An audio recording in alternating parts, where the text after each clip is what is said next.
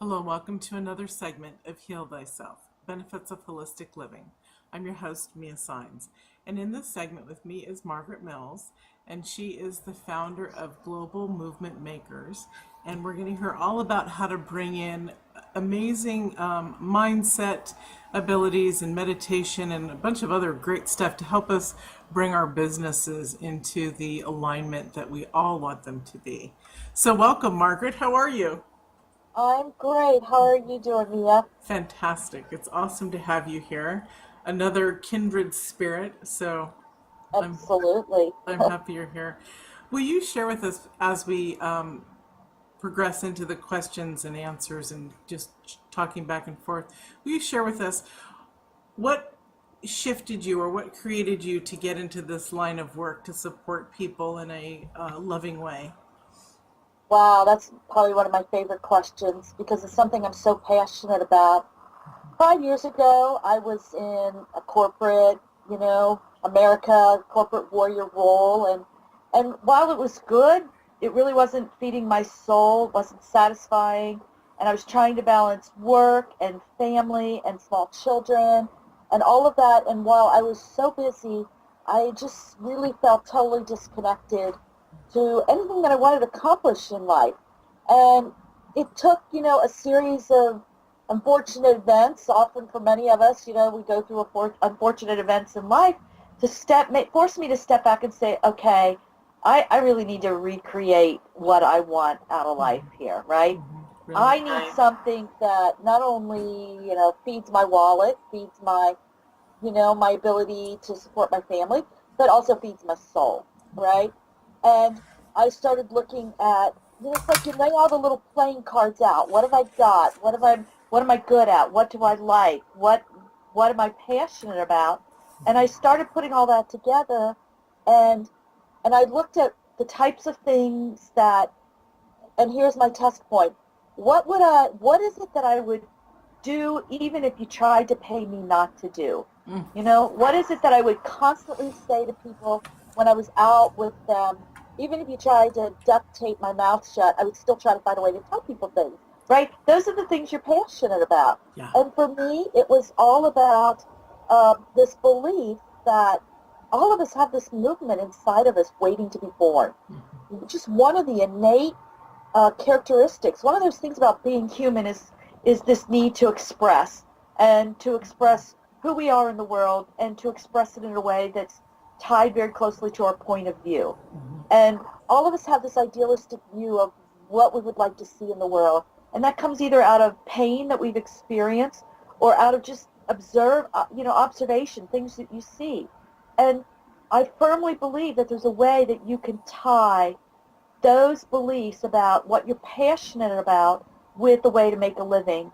Because what I did wrong for so many years was I kept saying, oh, I see all these things, but I will someday go work on these. And some days I want to, feed the homeless. And someday in my life, when everything's perfect, right, then I will go out and make a difference. Well, I finally realized when all my life kind of reached the point where I had to reevaluate everything, that someday is whatever day I choose it to be, because otherwise it's never going to happen, Exactly. I, right? I think it takes us a little while to grow the emotional intelligence to grasp that. It does. And all of us are making excuses all day long in our life. And it's not just about business or what you want to do, but when we say, oh, I don't have enough time, I don't have enough money, I don't have enough whatever, those are just ways of delaying something that's trying to be expressed out of yourself, right? It's getting caught up in the stress, which is why mindset work is so important, which is why I love Yes. what you do. That because it's really only when you allow yourself to really connect to that you can really step back and start to actually consciously, deliberately architect the life you want. That's perfectly said. I I love what you said about your passion being your purpose, or and reverse, having Yeah. them connect like that. Because I've had people say it was funny because a couple years ago I was going to take a video crew out and interview people in the streets with just about the same question that you said, but this is what was proposed to me by a business colleague that I was working with. And he said, what would you do if you had all the money in the world? And I thought about it because I wanted to allow it grace, and I breathed in and I thought about it. I said, exactly what I'm doing. And so we were going to take a camera crew. We still probably will at some point, but a couple years ago when we were in Miami, we were going to do that and just find out people's, experiences of how they look at their life. We did ask a lot of people at that point, all day long, what would you do if you had all the money in the world? And rarely did anyone say exactly what I'm doing. It's really a brilliant concept to think about. Like you said, you would not change anything about what you're doing. So Not today, I wouldn't. 5 yeah, years ago, I would have, yeah, right? and you did. Yeah. Exactly. And I know that my life isn't totally integrated. Who I am and what I want to express in the world, personally and professionally, are the things that I spend my time on. And I do them in a way that supports, my need to, have a roof over my head and, Right. and live a good life, right? That's awesome. Let's Yeah. let's talk about you being a business coach and mindset, and what are some of the what are some of the things you see, and what are some of the principles that you move people into? Oh gosh, what a great question. I could probably spend weeks on that question. You could write a book on that question. Yeah, you know what? That's what a great idea. So here's first off, as I went through corporate America, and as I was starting to have this own awareness of myself, I was doing the same thing as you talked about, asking people on the streets. If you could do anything that you would want to do, what would you do? Or what are you going to do when you retire? And everybody, with to a fault, every single person, oh, when I retire, I'm going to teach kids to read, or I'm going to use all this knowledge and experience, and I'm going to go make a difference in whatever form that took for people. But I realized that there was this common thread. Everybody kept putting it off and putting it off and putting it off. And I kind of discovered there was 2 or 3 reasons why. One is because people were disconnected from the fact that you can make a good living doing what you love, right? You grow up thinking, I got to go to college and I got to go pick a career, and and it's not about what you want to be. It's about what you want to do, and you're taught to, and you think of that as outside of who you are. And so that was the first shift. And the second shift was that they don't know how. They have no clue. Even if you're in corporate America, the thought of being an entrepreneur is scary. And how do I get online? And how do I create an audience? And so there isn't a lot of good knowledge that is process-oriented. There's a lot of coaches out there. I'll help you with social media, and I'll help you with website development or brand or strategy or developing a coaching program, but a step-by-step, here's the things you need in the order. I'm very linear, so very process-oriented. I struggled to find that. And so, my programs are all designed around trying to craft what I need or what I thought I needed. And the third thing is mindset.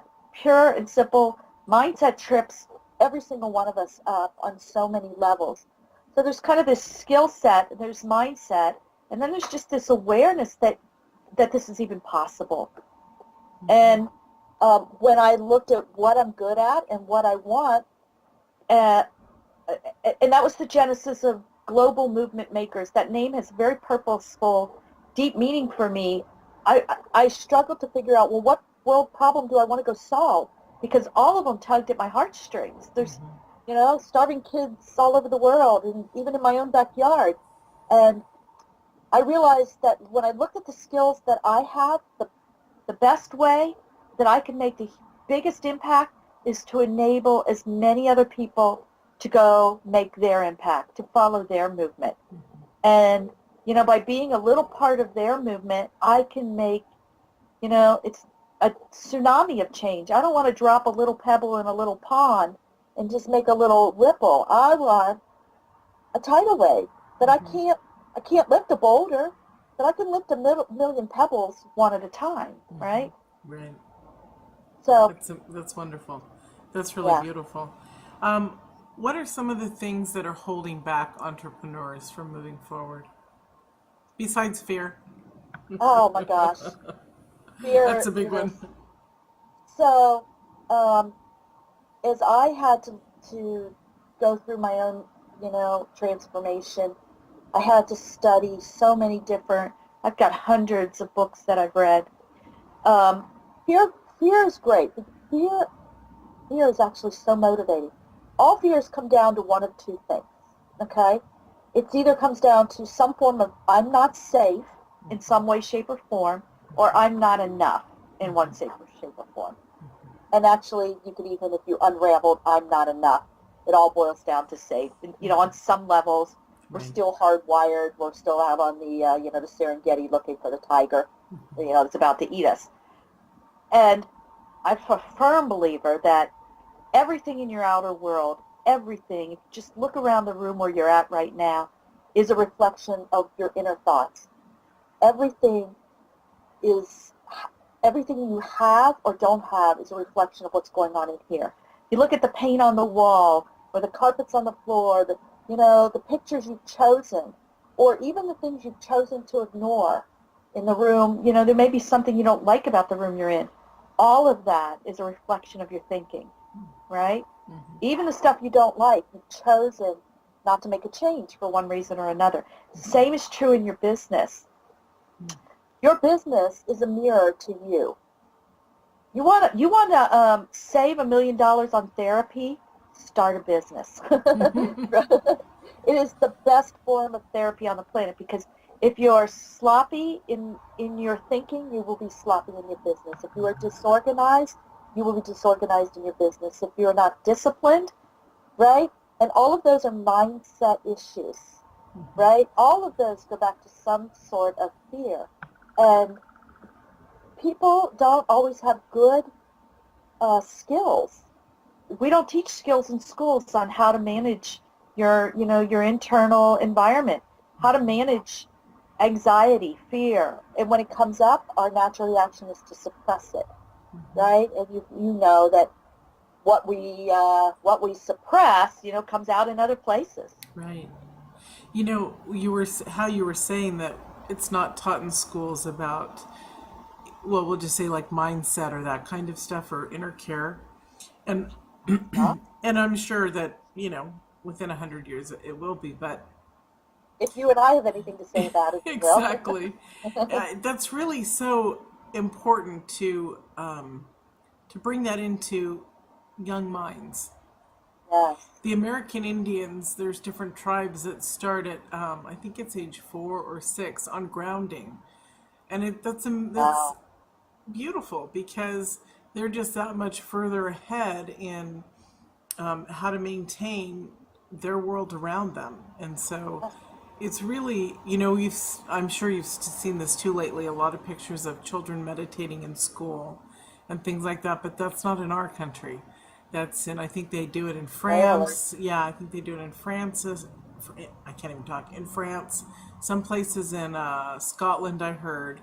So it's making there is a movement towards it, but we really do need to see a lot more of that. Get away from our fundamental roots of Puritanism, Yeah, as an American culture, and there was a school system in California that wanted to teach a very basic mindset in yoga, just basic stretching.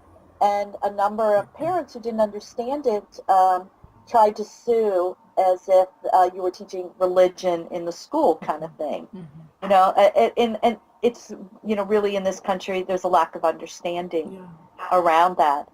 There is a few isolated examples of where it is happening in the U.S., but it needs to be broad and it needs to be age appropriate so that we start turning out kids by the time they're 18, they understand I'm not my thoughts, I'm not my emotions, I'm not the roles I play. I'm the one who gets to choose those things, right? And exactly, we don't teach kids that. right. What are some mindset, just a few mindset tools that you can share for not just entrepreneurs, but in our life, because it's our life and our business for those of us who are entrepreneurs and love what we do. They are so blended together perfectly, aren't they? Yeah, It yes. is who we are, and we are who it is, and all that. We've gone through the deliberate process of integrating, right? Your life, your business, what's going on in your mind, your passion, your heart. It is all those things. Number one is meditation. The foundation for all mindset work, frankly, for good mental health of any kind, is meditation. And I believe that meditation in 100 years or less will be taught as something you do every day, just like you brush your teeth every day and you Right. wash your hands. Right? Brushing your teeth is for oral health. Meditation will be for mental health. Yes. I believe that we'll be taught that, and that our children's children will grow up just learning this, age appropriate, of course, because over the age of about 2 or 3, they can start for very small periods of time, so that by the time they're adult, they can self-soothe, they can self-reflect, and that they have the other tools. So that meditation is the, the most foundational tool. And what meditation does is gives you the ability to observe and to recognize all these other things. And then on top of that, there are a variety of tools. Beliefs are formed and stored in the subconscious, right? So to change a belief or to create a belief that's more empowering, you either have to work through the logical, rational mind and and get that into your subconscious, or you have to be able to bypass that, right? So self-hypnosis or hypnosis type techniques or some deep meditation works are ways of shutting down the logical, rational mind and bypassing it. Affirmations, EFT, tapping, many, many other things are ways of working through the logical, rational mind to build and reprogram at the subconscious mind. Prayer, even things, I grew up Roman Catholic. Reciting the rosary is a brain training technique. Everything you do is having an impact, and anything repetitive. Learning long division, is a brain training technique. So, but you either have to work through the logical, rational mind, or you have to learn to bypass it. Mm-hmm. So you can actually classify just about every learning technique as one of those two. Tapping, also called emotional freedom, works through the logical, rational mind. It's a reframing as opposed to a reprogramming. Does that Right. make sense? Yeah, I love this stuff. Yeah, I'm me like too. I'm like all woohoo. Let's dig deeper. In the last probably really only in the last couple years have I really fallen in love with how magical the human brain is and all the little aspects of what makes us tick, what makes us doesn't. When we're happy, we're increasing our synapses to grow. When we fall into depression, they implode and disappear, and our memory goes. And it's I talked briefly with a mind guy. I can't remember at the moment which of the interviews it was, because as you know, there's almost 50 on this series, Wow. and so it was so incredible because I had forgotten when I teach this stuff too, mindset and shifting everything so that we can retrain our brain. I had forgotten that part of my story is that when I was in severe depression after 9/11 threw me, got my PTSD going, my Wow. PTSD, and literally the frontal lobe was short circuited. I was told by the doctors, like a motherboard on a computer. It wouldn't Yeah. work, and it might not ever work again. So I was in that condition for a good And eight that's a years. belief. Yeah, it is a belief. And I was in that, well, here's a story that changes a belief. I was in that belief for a long time, slept almost 20 hours a day, had children, couldn't function very well, had to sleep like 4 hours in between wake up time. And I would sit there talking to people or trying to listen. I couldn't follow their conversation. I had gone from a very intelligent woman to someone who could not. And so I would do things, like try to taught myself ways to communicate or have people think I was understanding them. And my kids told me recently that that they thought that I was just didn't really care.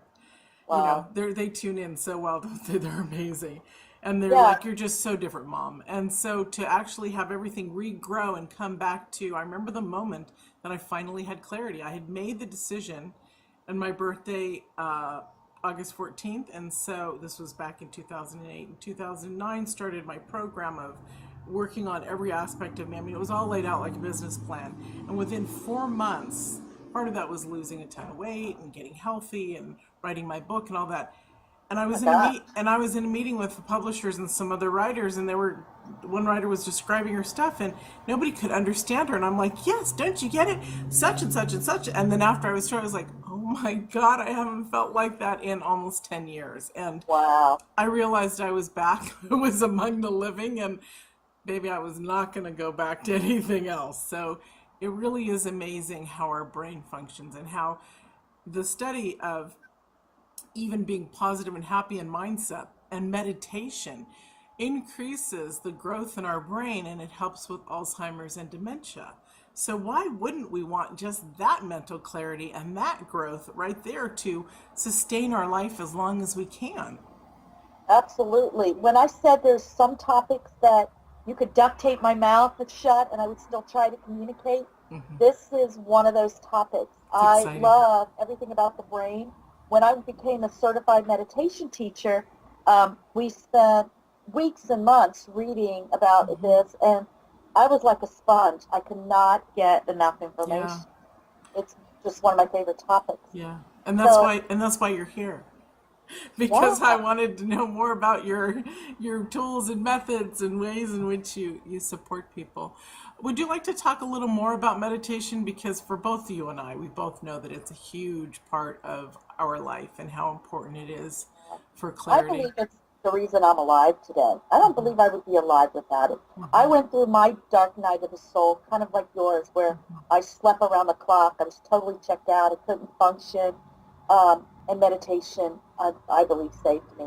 It gave me the structure to separate who I was from all the crapola going on around me so that I could make some sense of it, because I was just overwhelmed with emotional input, negative emotional input, having gone through a very difficult period of my life. And, I couldn't function. So I It's would love amazing. to talk about a meditation. Also, I wanted to just point out for children, I remember we used to have to sit at, that's funny, at the end of the hall starting at like age 7 when I was 7 growing up in my home, where we had to pray for like 20 minutes quietly. And, I'd go through my hi there, father, mother, and all that. And then I'd just be quiet. And I realized, it was funny, I realized about 6 months ago, I've been doing TM since I was 7, because then after you're through with all your prayers, what do? You just have to focus and work on your mindset. And I mean, it was amazing, just totally, totally amazing. I'm, You know I, what? I had a similar thing. I didn't realize it until I was going through meditation teacher training. And when you study transcendental meditation, the transcendental part is when you go into that place of no thing, right?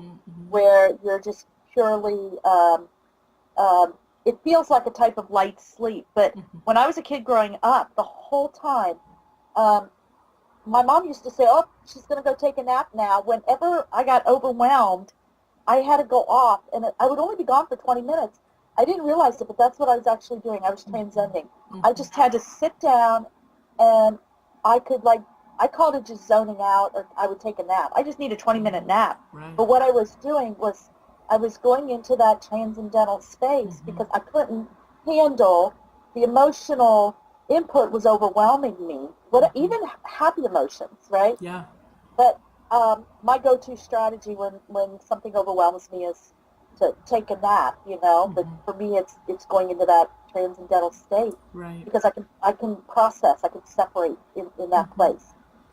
It's awesome. Let's talk about how we can do bursts of that, or even a guided through our self meditation to bring ourselves up in those moments, even in our business day when we're emotionally and physically just gone, and Oh, we're not able to actually crawl into bed like we'd like to and do our thing. Sometimes I've had to pull off the road for 2-3 minutes and bring myself back. And it's uh, as possible. It's there, and many people do it. So, you want to Yeah. talk a little bit about that? Yeah, I would love to. First, I want you to recognize, or your audience to recognize, that if you get emotionally overwhelmed or emotionally exhausted, it's because you're not separating who you are from those emotions, right? So number one, if you've reached that point, it's because you're not allowing meditation to work into your day-to-day life. Because when you are ever present, connected to that core center of who you are in day-to-day, you can create that emotional distance so you're not really draining your emotional battery, right? But when you do drain your emotional battery, and it happens to all of us, right? You know, you have a bad day or, you know, a near miss where somebody almost hit you in the car, and zap, all your emotional energy drops very, very quickly. Um, First thing to do is to totally ground, going back to your Native American. And you can do that by taking a couple of deep breaths, right? Regardless of the emotion that you're experiencing, the first thing is your breath. Your breathing does three things for you, focusing on your breathing. First of all, it really grounds you in your body, because if you're paying attention to your breath, you have to be in your body. Second of all, it brings you fully 100% into the present moment, because you cannot breathe in the past and you cannot breathe in the future, right? So it brings you into here and now. And then second of all, when you take that breath and you go internal, you can then reconnect to your core, right? And when you stay focused on that, then you have to release anything else that's going on, emotions, thoughts, feelings, you know, your to-do list, all that stuff. So your breath work is so important. And every meditation, every yoga, almost even every prayer practice starts with breathing, whether you consciously taught that or not. It's Right? beautiful. It's Yeah. beautiful. It's beautiful because it's also connected to these memories within us that when we do start to breathe like that, even without intention, just I have to breathe, it does start to calm us because it's connected to the memories of how and why it calms our system. That Yeah, goes that's back to that it. incredible mind. Exactly, because when you breathe, you go back into your body, and then you are allowing those autonomic systems inside of you to function when you It's focus. awesome. You know, the It's awesome. autonomic systems are those, um, you know, those systems that are embedded so deep in your brain that you're not even aware. Your heart beats without trying. You know, your breath happens without trying. Your digestion, and you can really connect into that very deep part of yourself. It's awesome. Yeah. Yeah. And then on top of breath work, I think is a whole variety of meditation techniques. And I want to point out one that you spend a lot of time with that is my favorite, which is gratitude work. Because you can't really accomplish anything in life, whatever you want, whether it's in the moment, right? So you're having that bad day or you're having that, Right. or if it's something even long term, right? You want your business to grow, you want this perfect relationship, something that's out there. It seems counterintuitive, but until you are grateful for it as if it's already here, it's not going to show up, right? So even that moment where you're feeling like you're spinning out of control, take that breath work, and then to go into gratitude is a great way to reframe and reset. It's awesome. That's very Yeah. awesome. Thank you. Would you like to share your free gift? I would love to. So my free gift is this is the meditation that I do every single day. This is my morning meditation that I've recorded, and I'm so thrilled to actually be able to do this. And I've gotten such an amazing response. My days are jam-packed, right? I am very busy, very active with my business, full-time mom. You know, I'm involved in all sorts of community stuff. So one of the things that I struggle with, and everybody struggles with, is staying connected not only to myself, but what I need to do during the day, staying focused. So regardless of whether you're setting an intention for the day or you're setting an intention like a New Year's resolution, it's very easy to go off the rails, right? So this meditation is designed specifically to keep you connected to that vision and connected through it during the day so that you stay focused on what you need to do to make that happen. And it's all backed by science. So I go through the meditation, and then at the end of that recording, I teach you the science behind that, all that, how your brains are wired and why certain things, stick in your brain and why they don't. And Awesome. so, yeah. It's So amazing. this is what I use every day. It keeps me grounded. It keeps me centered. It keeps me focused on what I need to do today to accomplish those little things that are going to take me to that long-term vision. It's wonderful. Thank you so much, Margaret, for joining us. We are out of time now. Oh, It goes by fast. it goes by fast. Well, I It had a does. lovely time. I had a lovely time with you too. We should have had our coffee or tea together. Oh, I know. Yes. Well, we'll do that for the next one. Sounds wonderful. So I appreciate you joining us. Thank you. Thank you. And thank you all. We'll see you in another segment. Bye. Bye.